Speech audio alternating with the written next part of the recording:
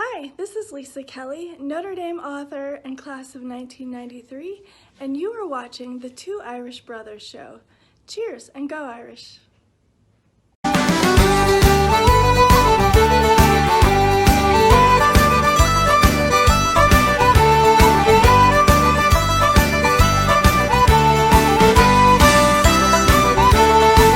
How's it going, everybody? I'm Irish Benjamin 57. And I'm Indy Sean 45. And together, we are the Two Irish Brothers. And today we kick off the week with a preview of epic proportions. It is finally here.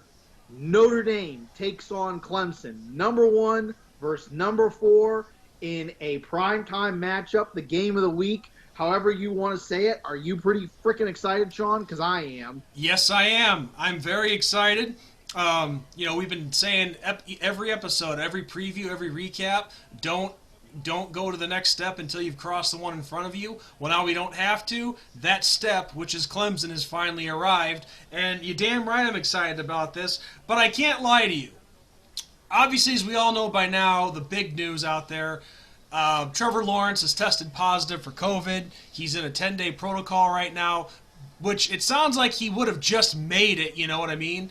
But because of the, the respiratory or the heart aspect of it, he's gonna miss the game. Long story short, he's gonna miss the game against us, which I think really sucks because, we already have enough people in our fan base complaining about how the season's gone, even though we're 6-0 now. And I can just hear it now if we were to win this game. Why should we be happy? We beat the number 1 team, but we didn't beat the best quarterback in college football today, blah, blah, blah, blah, blah. Let me tell you all something right now. A win with a quote-unquote asterisk is better than losing. And you know what? It is not even a win with an asterisk. If Notre Dame wins this game, they beat the number 1 team. Okay, there is way more aspects with Clemson's game and how they are as a team than just Trevor Lawrence. And we're going to get to that in just a few minutes. But, yeah, no, there is going to be no asterisk next to this game if Notre Dame wins this game. Well, let me tell you something. As much as this news with Trevor Lawrence sucks, because, yeah, I do feel that. I want the best in there. I want to beat the best. Yep. But at the same time, even with him not in, and if we were to win this game, I'm going to enjoy it just as much. It'll be the first time. It'll be the first time that we've beaten the number 1 ranked team in the country since Florida State in '93. Yep. Oh yeah, yeah. And you know what? Like you said in the beginning, these naysayers in this fan base, they want to complain and say that Notre Dame is an elite team and Notre Dame isn't on Alabama and Clemson's level. And all that. Okay, well, you know what? You fans aren't on that team that you're complaining and saying we aren't good enough as. You're not on their fans' level either, okay? Because their fans would automatically say that their team's going to win it. Even before all this crap that made them good, those fans would always think that their team's going to win the game. Whoever it is they're playing, they're always going to think that. And our fan base, the Notre Dame fan base, has gotten away from that. Oh, yeah. It's not, I want to be an analyst, it's fan. There's not analyst next to your name. It is a Notre Dame fan. Period. End of story.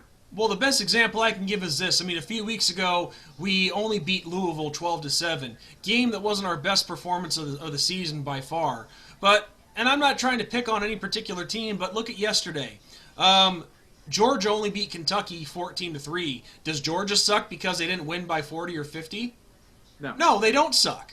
Every team has these games. You can go through every national champion, every single one in the last 50 years. You can find 1, maybe 2, heck, even 3, depending on the year, where they barely eked out a win, but they stayed undefeated and kept on going. And it wasn't that they were a bad team, it was they found a way to win because they were a good team. Yes, absolutely. So without further ado, let's start talking about this game. But real quick, though, before we get to that, speaking of Trevor Lawrence and all that, myself, I want to personally give my prayers to him because he is a good guy. He is a phenomenal football player. So us, Ben and I here at the Two Irish Brothers, we extend our best to Trevor Lawrence and that he has a speedy recovery. Yes, a very, very, very down-to-earth kid. A fiery competitor that all of us guys that are competitors can totally admire and respect. And, we wish him absolutely the best. I do not wish this upon anybody. And I know that they are a quote-unquote rival at the moment, and they are the number one team. But it's bigger than football. It's bigger than us, and it's all out of our hands. So we hope and pray for the best for him. Being a human is more important than football. Yes, totally agree. So let's get right into the game. Let's talk about. I think this is a good place to start. Let's talk about the quarterback who's going to be taking Trevor Lawrence's place, DJ. And I, for the life of me, cannot pronounce this kid's last name, but I'll do my best. Uiagalelei. Yeah, that sounds something like that. Anyway, we can just call him DJ. Okay. DJ is still an amazing quarterback. Everybody's all upset in the Notre Dame fan base about, oh, we're not going to play Trevor Lawrence. We're not going to have the best quarterback. Yeah. Okay, that kid lit it up against Boston College. All right, okay? let's take a look at his numbers. This is his. Numbers.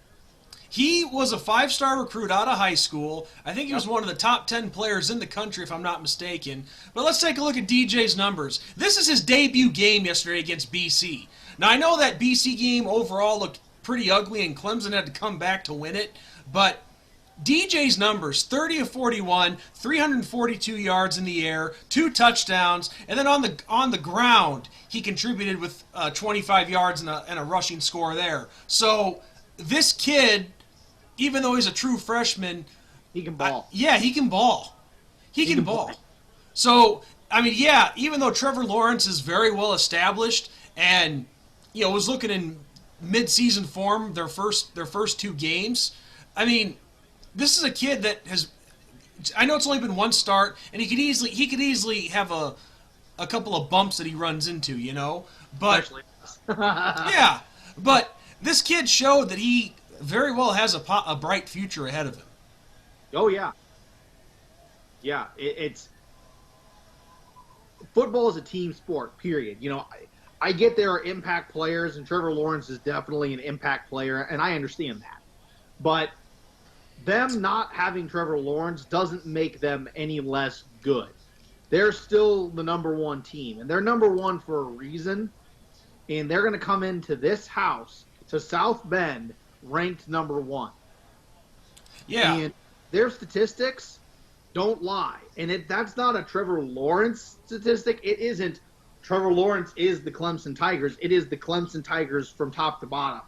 And, this is a fire meets steel matchup.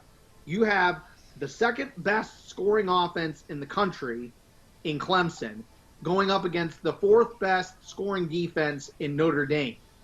And if you want to talk about total defense, Notre Dame's 6th in total defense and Clemson is 7th in total defense. So you're still going up against a top 10, quote-unquote, top 10 team in every aspect of this game.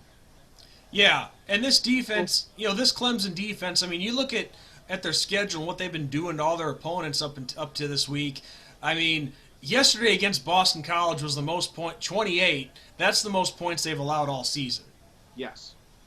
So, but you look at these scores, 41-23, 73-7, 42-17, 47-21. This is a team that knows how to put up points. This is a team that doesn't give up a lot of points. So, yep. There's firepower all across the board with this team. It's ridiculous. Yeah, and the other thing to note with, Notre Dame's scoring defense, okay, the only 3 other teams that are ahead of them, 2 of them are FBS schools and not Power 5, or they're FBS schools but not Power 5. And then the other one ahead of them is a Power 5 school in Wisconsin, but Wisconsin's only played 2 games thus far out compared to 6. Yeah. So, that says something about the scoring defense. I'm not going to take anything away from those teams. And the other 2 were Marshall, and San Diego State. San Diego State's number 1, Marshall's number 2, number 3 Wisconsin, and then number 4 for scoring defense in Notre Dame. So, I mean, come on. Notre Dame's defense is going to be very, very impressive.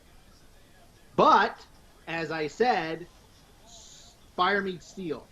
This Clemson offense is still extremely dangerous, even without Trevor Lawrence. And the guy that's going to lead the charge, Etienne. Travis Etienne. A guy that we were hoping as Notre Dame fans that we would not see this season, but he, instead of declaring for the NFL draft, he stayed his final season and came back, and he is still tearing it up. So Clemson's going to really lean on this running back in Etienne as a senior in this hostile environment. And remember, okay, this is Clemson's actual first road game. I mean, I know that they've been on the road before this game, but this is their first actual road game. This is the furthest Clemson's going to travel away from Clemson, South Carolina. Okay, they're in uncharted waters.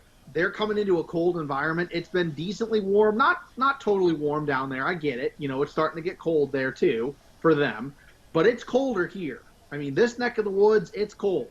We've had some freezing temperatures. We've had freeze warnings and all that here. Welcome to that. And Clemson's going to come play in that. Yeah.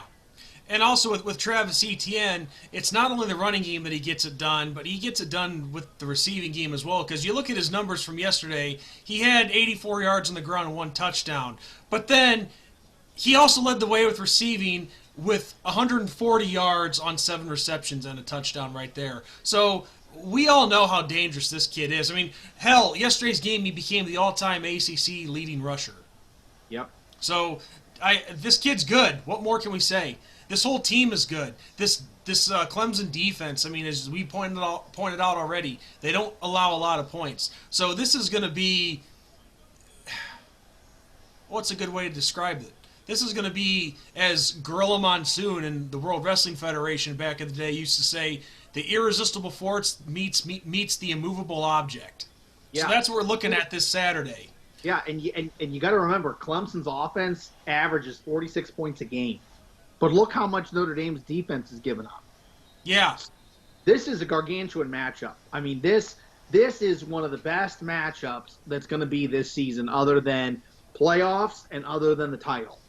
I mean, honestly, it is. I haven't seen the rest of the games this weekend, but I think it's safe to say that a majority of the eyes in this country are going to be glued to NBC on Saturday night. Well, there's only 2 undefeated ACC teams left now. Okay? That's Clemson and Notre Dame. At the end of this week and weekend, there will be 1. And then there will be 1 ACC undefeated team, 1 undefeated SEC team, maybe, and 1 maybe undefeated Big 12 team. I'm sorry if I look kind of unhappy there, but the Bears just gave up a touchdown, so I'm kind of pissed. Sorry. It's all right. I mean, yeah, the eyes are going to be on this game, and this is the time to impress the voters. And you want to impress the voters, you beat Clemson. Period. Well, and also, what I'd like to see happen too is not only impress the committee and the voters and all that, but I think it's time that they start impressing our fan base too. Because as we've said the last several videos, we got a lot of complainers in our fan base, and the funny thing is, even if we win this game, I don't know if that shuts them up. But all I can say is to our boys, keep proving all the haters wrong. Keep proving all the naysayers wrong. Don't even worry about our fan base, guys. You go out there and you bust your ass for yourselves and win this game. And there's a lot of us like Ben and I that are behind you guys. And I doubt they see this, but if I had my chance to address them, that's what I'd say. But all I know is this.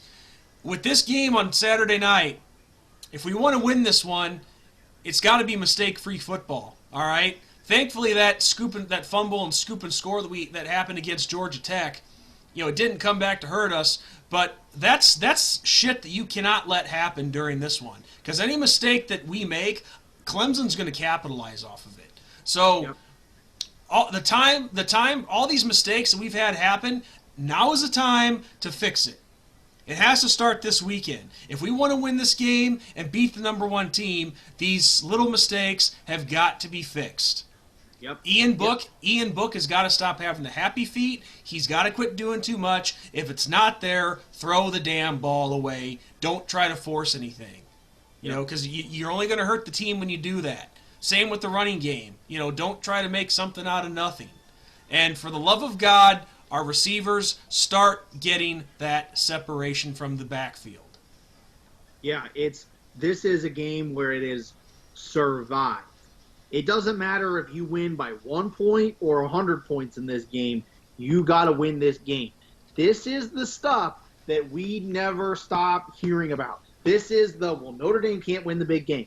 Notre Dame cannot win the big game. Brian Kelly cannot get a victory in the big game. This is it, okay? This is the number one team. Notre Dame's got to play them. This is a potential matchup of the ACC title game, depending on what happens between Notre Dame and North Carolina. And this is the game, man. This everything, like you said, the mistakes can't be there. But if the mistakes are there, remember, okay, you can win close games. Notre Dame got done against Louisville. Didn't look like we were going to get it done. They got done. They found a way to win. Find a way to win. Good teams find ways to win. And one more major factor that I forgot to mention, in the trenches, where it's most important. That's where it all begins. Our offensive line, we know how great of a defensive front seven that Clemson has, but our offensive line, if they're the best offensive line that Brian Kelly said he's ever had here, then they need to show it this Saturday. Yep. Open the holes, which they've been doing a pretty good job of doing that for the running game, but you got to give Ian Book time to pass the ball too. Yeah, so I mean, you have to step up, shut down that front seven of Clemson. Yeah. Yep. And we got to make this a hostile environment. I know we're not going to have full stadium. I know there's not going to be a million fans there that we normally have. You know, not really a million, but a full Everyone stadium, gets the point. 89,000, whatever it is exactly. But hostile environment, okay? Clemson's on the road. They're coming in. It's going to be cold.